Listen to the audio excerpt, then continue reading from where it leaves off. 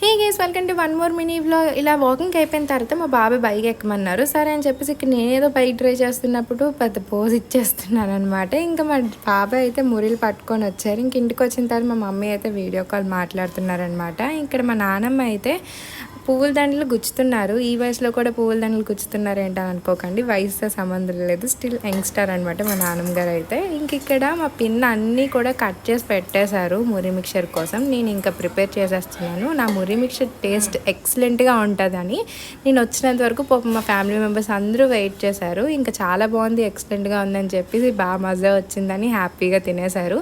కరెక్ట్గా 9 o'clock అవుతుంది. ఈ టైంలో స్నాక్స్ ఏంట్రా బాబు అని అనుకున్నాను నేనైతే.